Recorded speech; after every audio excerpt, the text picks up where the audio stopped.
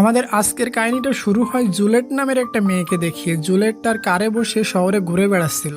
শহরে কেউই ছিল না, সমস্ত শহর শুনশান হয়ে গেছিল, কারণ পুরা শহর ধ্বংস হয়ে গেছিল। শুধু জুলেট এবং তার টিমের কিছু লোক বাদে শহরের সমস্ত লোক মারা গেছিল। কিভাবে ধ্বংস হয়েছিল একটু পরেই জানতে পারবো। জুলেট তার সাথীদের জন্য প্রয়োজনীয় কিছু জিনিস নিতে শহরের ভিতরে আসছিল। জুলেটের কাছে শুধুমাত্র একটা কার, একটা গান এবং তার হাজবেন্ডের একটা ফটো ছিল। জুলেট তার হাজবেন্ডকে আজও ভুলতে পারেনি, তাকে খুবই মিস করে। তারপর সে একটা গ্যাস স্টেশনে কারটি রাখে এবং ওই জায়গাটিও পুরোভাবে ধ্বংস হয়ে গেছিল। মানে কতটা ধ্বংস হয়েছে এটা দেখে বোঝা যাচ্ছে, কারণ এটা কিন্তু পুরো শহর ছিল আর শহরটা পুরো রেগিস্তানের মতন হয়ে গেছে, মানে পুরো একটা মরুভূমির মতন হয়ে গেছে। জুলেট গাড়ি রেখে ভিতরে যে একটু বিশ্রাম নেয়, কারণ সে অনেক বেশি টায়ার্ড হয়ে গেছিল। কিন্তু তখনই সে লক্ষ্য করে ওই গ্যাস স্টেশন থেকে কিছু একটার আওয়াজ আসতেছে, যেটাতে সে খুবই ভয় পেয়ে যায় এবং ওখান থেকে চলে যায়। আসলে পুরা দুনিয়াতে মানুষ তো ছিল না, তবে মানুষের মতন দেখতে এক প্রকার ক্রিয়েচার ছিল, এবং সব থেকে বড় কথা ওই ক্রিয়েচার মানুষদের শিকার করে আর তাকে মেরে সাথে সাথে খেয়ে ফেলে। তবে ক্রিয়েচার গুলো দিনে বের হয় না, রাত্রে বের হয় এবং মানুষদের উপরে হামলা করে। আর ওই গ্যাস স্টেশন থেকে জুলিয়েট যে আওয়াজটা শুনছে ওটা এই ভয়ানক ক্রিয়েচারেরই।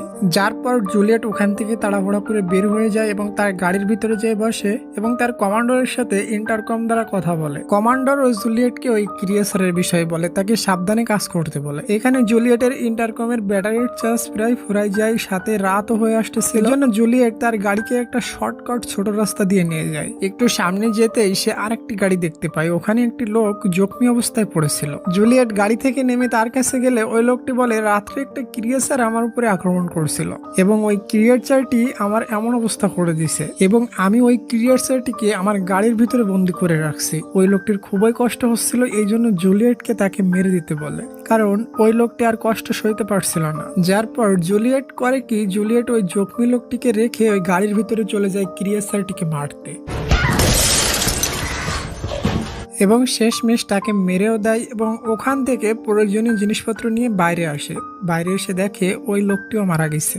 আস্তে আস্তে রাত হয়ে আসতেছিল আর রাত্রে তো ওই ক্রিয়েচার গুলো বের হয়ে আসে। এজন্য জুলিয়েট তাড়াতাড়ি করে তার গাড়ির ভিতরে যেয়ে বসে এবং তার টিমের দিকে যাইতে থাকে।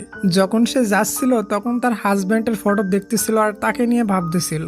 তখনই তার ধ্যান অন্যদিকে যাওয়ার কারণে তার গাড়ির খুব খারাপভাবে অ্যাক্সিডেন্ট হয়ে যায়। তখনই সিন শিফট হয় এবং কিছু বছর আগের ঘটনা দেখানো হয়। তখন সবকিছু ঠিক ছিল এবং পুরা দুনিয়া এমন ছিল না। জুলিয়েটকে আমরা একটা আর্ট গ্যালারিতে দেখি, যেখানে দাঁড়িয়ে সে পেইন্টিং দেখছিল। সেখানে জুলিয়েটের সাথে জ্যাকের প্রথমবার দেখা হয়েছিল। জ্যাক ওই বিশাল আর্ট গ্যালারির মালিক ছিল।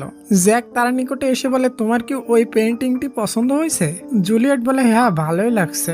কারণ জুলিয়েট এখানে কোনো পেইন্টিং দেখার জন্য আইছিল না, বরং সে এখানে ফ্রিতে খাইতে আইছিল। জ্যাক খুবই বুদ্ধিমান ছিল। জ্যাক তার কথার ভাবে বুঝে গেছিল তার পেইন্টিং এর বিষয়ে কোনো নলেজ নাই। ভাবলক্ষণ খারাপ দেখে জুলিয়েট বলে, বাইরে বৃষ্টি হচ্ছিল, এজন্য আমি এখানে চলে আসছিলাম। জ্যাক বলে, আমি জানি তোমাকে এখানে গডই পাঠিয়েছে, হয়তো সে তোমার সাথে আমাকে মেলাতে চায়। এটার পর জ্যাক জুলিয়েটকে একটা পেইন্টিং দেখায়, যেটা দেখতে খুবই আজীব ছিল।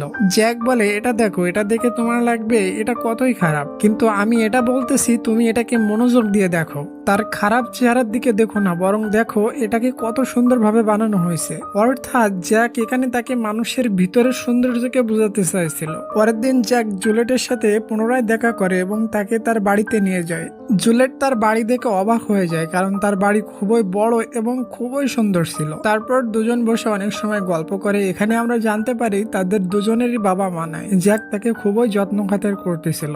এটার কারণে জ্যাককে নিয়ে জুলিয়েটের একটু সন্দেহ হয়, তাই জুলিয়েট ওখান থেকে উঠে বাড়ি ফিরে যায়। যার পর কিছুদিন পরে সিন দেখানো হয়, জ্যাক জুলিয়েটকে একটা বারের ভিতরে দেখে। তার সাথে একটা বয়স্ক লোক ছিল। এটা দেখে জ্যাকের একটুও ভালো লাগে না। তার এটা জেনে আরো খারাপ লাগে যে জুলিয়েট এমন বয়স্ক লোকদের থেকে টাকা নেওয়ার জন্য সময় কাটায়। এজন্য জ্যাক জুলিয়েটের পিছু নিতে নিতে তার বাড়ি পর্যন্ত চলে এসেছিল। ওখানে এসে সে দেখে কিছু গুন্ডা জুলিয়েটকে প্রেশান করতেছিল, কারণ জুলিয়েট তাকে তার বাড়ি ভাড়া দিছিল না। এসব দেখে জ্যাক ওই ঘর মালিকের টাকা দিয়ে তাকে হেল্প করে আর জুলিয়েটকে বলে, তোমার যদি কোনো সমস্যা থাকে তাহলে আমাকে বলতে পারো, আমি তোমাকে হেল্প করব। কিন্তু জুলিয়েট তার কোনো কথাই শোনে না, উল্টা রাগ করে তাকে বাড়ি থেকে বের হয়ে যেতে বলে। এভাবে কিছুদিন কেটে কেটে যায়। তারপর একদিন জুলিয়েট হঠাৎ জ্যাকের বাড়িতে আসে। তার অবস্থা খুবই খারাপ ছিল এবং খুবই জখমি অবস্থায় ছিল, আর তার এই অবস্থা ওই গুন্ডাগুলোই করছিল।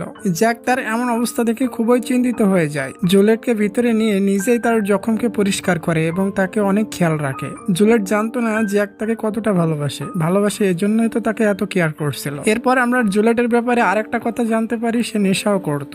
যখন সে পুরাটাই সুস্থ হয়ে যায় তখন পুনরায় নেশা করার জন্য বাইরে যাচ্ছিল, কিন্তু জ্যাক তাকে যেতে দেয় না, বলে এমনটা করো না, যেটাতে জুলিয়েট খুবই রেগে যায় এবং রুমের সমস্ত জিনিস ভাঙচুর করতে শুরু করে। তখন জ্যাক তাকে জড়িয়ে ধরে তাকে শান্ত করে।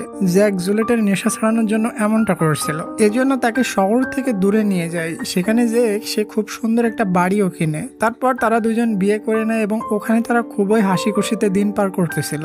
একদিন জুলিয়েট জ্যাককে খুশির খবর দেয়, সে মা হতে চলেছে। এটা শুনে জ্যাক তো খুবই খুশি। তারপর তাদের একটা বাচ্চা হয়, কিন্তু বাচ্চা হওয়ার আগেই মারা গেছিল, যেটাতে তাদের দুজনেরই মন খুবই খারাপ হয়ে গেছিল। জ্যাক জানতো এসব জুলিয়েটের নেশার কারণে হয়েছে, কিন্তু জ্যাক তাকে কিছুই বলে না, কারণ জুলিয়েটও খুবই কষ্ট পাইতেছে। জুলিয়েট পুনরায় আগের থেকে বেশি নেশা করতে থাকে, দিন রাত ঘরের বাইরেই থাকতো। প্রতিদিন জ্যাক যে তাকে খুঁজে নিয়ে আসতো। একদিন তাকে নিয়ে আসতেছিল গাড়ির ভিতরে, তাদের ঝগড়া শুরু হয়ে যায় এবং জুলিয়েট বলে আমার বাচ্চার মৃত্যুর কারণ তুমি। এটা শুনে জ্যাকের খুবই রাগ হয় এবং গাড়ি থেকে নেমে একটা ফ্যাক্টরির নিকটে চলে যায়। আর জুলিয়েট ওখান থেকে পুনরায় একটা বারে আসে। তখনই জুলিয়েটের ফোনে জ্যাকের একটা কল আসে, কিন্তু সে উঠায় না। তারপর যখন সে টিভিতে খবর দেখে ওই ফ্যাক্টরির নিকটে একটা কেমিক্যাল বিস্ফোরণের কারণে 40 জন মারা গেছে, তখন সে খুবই ভয় পেয়ে যায় এবং জ্যাকের ব্যাপারে ভাবতে থাকে। তখন সে জ্যাককে ফোন দেয়, কিন্তু জ্যাকের ফোন অন্য একটি লোক উঠিয়ে বলে জ্যাকের অবস্থা খুবই খারাপ এবং সে হসপিটালে আছে।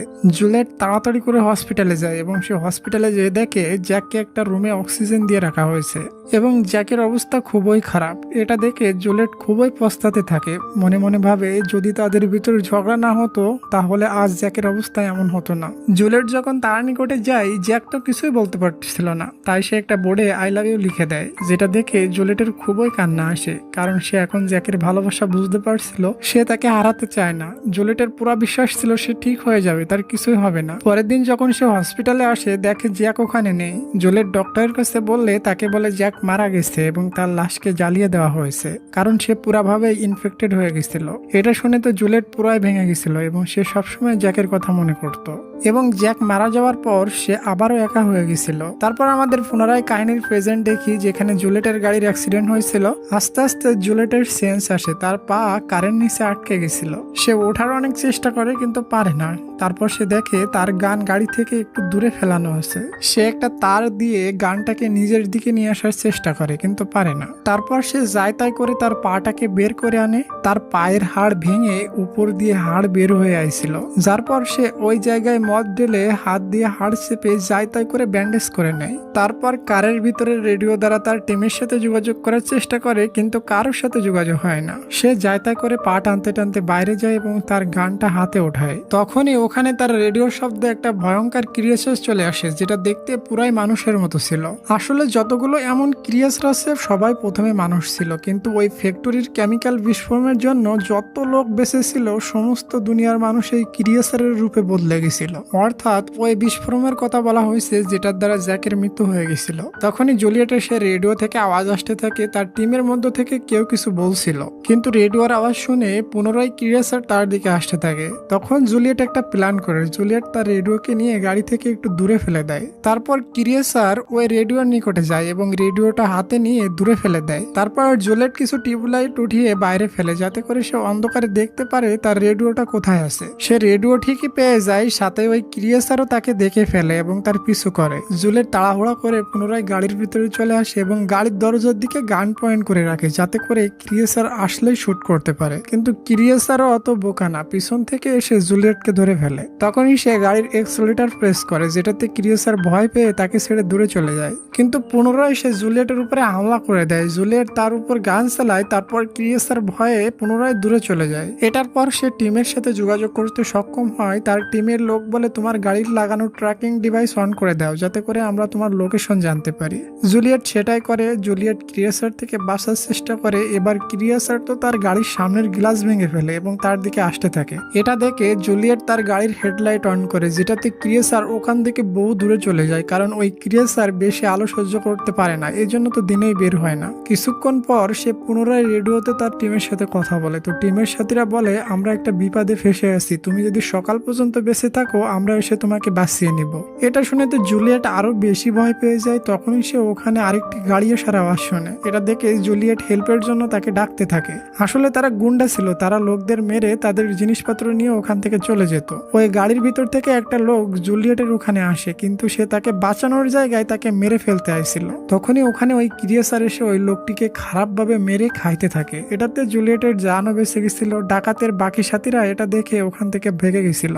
কিন্তু বেচারি জুলিয়েট এসব দেখে খুবই ভয় পেয়ে যায় এবং নিজের জান নিজেই নেওয়ার ডিসিশন নেয়, কারণ জুলিয়েট ওই ক্রিয়েসারের হাতে ভয়ানকভাবে মরতে চায় না। তারপর সে সাহস করে গাড়ি থেকে বের হয়ে আসে এবং তার কাছে পেট্রোলের ক্যান এবং ফায়ার স্টিক ছিল। তারপর জুলিয়েট করে কি, জুলিয়েট পেট্রোলের ক্যানকে একটু দূরে রেখে আসে এবং ফায়ার স্টিক জ্বালায়, যেটাতে ওই ক্রিয়েসার ওখানেই চলে আসে। তার নিকটে আসতেই জুলিয়েট ওই পেট্রোলের ক্যানে শুট করে দেয়, যেটাতে ওখানে বহু বড় ব্লাস্ট হয়, কিন্তু তারপর ওই ক্রিয়েসার মরে না। পিছন থেকে জুলিয়েটকে ধরে দূরে ফেলে দেয়, কিন্তু এবার জুলিয়েট ওই ক্রিয়েসারকে গুলি মেরে দেয়, যেটাতে ক্রিয়েসার ওখানেই মারা যায় এবং জুলিয়েট ওখানেই শুয়ে পড়ে, কারণ জুলিয়েট খুবই জখমি ছিল এবং তার শরীরে কোনো বল ছিল না। যখন সকাল হয় তখন আমরা দেখি ক্রিয়েসার আসলে মরেনি, সে আস্তে আস্তে জুলিয়েটের নিকটে আসে। জুলিয়েট তাকে পুনরায় শুট করতে যায়, কিন্তু কিছু একটা ভেবে করে না। ক্রিয়েসার তার নিকটে যায় এবং তার মুখে হাত বুলায়, যেমনটা তার হাজবেন্ড জ্যাক করতো।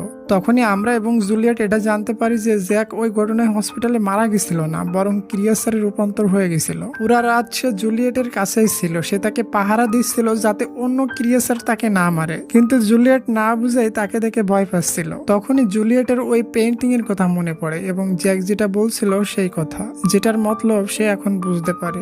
জুলিয়েট তাকে জড়িয়ে ধরে বলে, আমিও তোমাকে অনেক ভালোবাসি। তারা দুজন খুবই কষ্ট পায়। শেষমেশ জুলিয়েট নিজেকে এবং জ্যাককে একসাথে গুলি করে মেরে ফেলে। সে নিজেকে এজন্য মারলো কারণ সে বুঝতে পারছে জ্যাকের এমন অবস্থা তার জন্য হয়েছে, এবং জ্যাককে মেরে দেওয়ার কারণ জ্যাকের এমন কষ্ট জুলিয়েট দেখতে পারছিল না এজন্য। তাই আমি বলবো আমাদের উচিত সময় থাকতে ভালোবাসার কদর করা, না হয় পরে জুলিয়েটের মতন এমন পস্তাতে হবে।